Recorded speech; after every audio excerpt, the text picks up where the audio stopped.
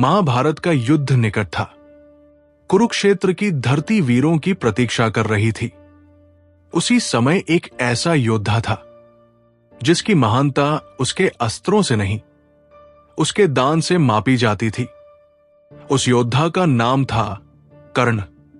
कर्ण सूर्यदेव का पुत्र था। जन्म से ही उसके शरीर पर स्वर्ण कवच और कुंडल विद्यमान थे। ये कवच कुंडल उसे युद्ध में अपराजय बनाते थे। जब तक ये उसके शरीर पर रहते, मृत्यु भी उसे छू नहीं सकती थी। ये बात केवल पृथ्वी के राजाओं को ही नहीं, देवताओं को भी ज्ञात थी।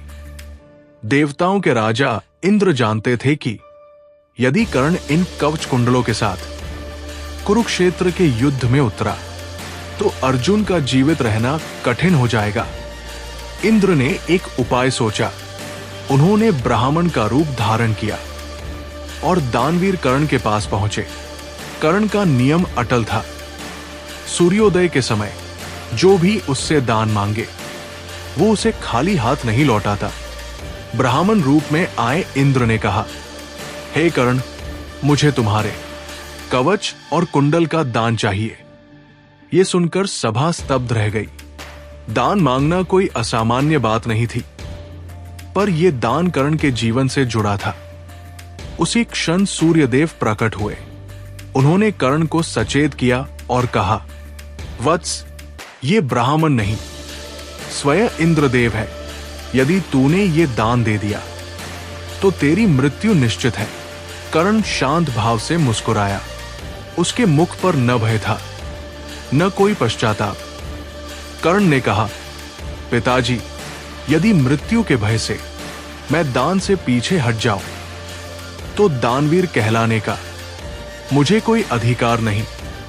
जीवन तो क्षण भंगुर है, पर कीर्ति युगों तक जीवित रहती है।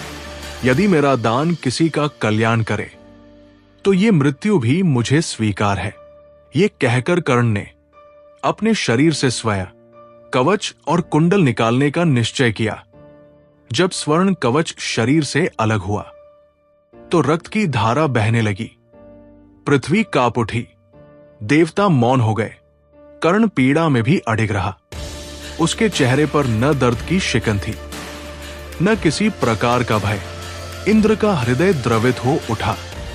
उन्होंने कहा, कर्ण, तुम वास्तव में महान हो। मुझसे कोई वर मांगो।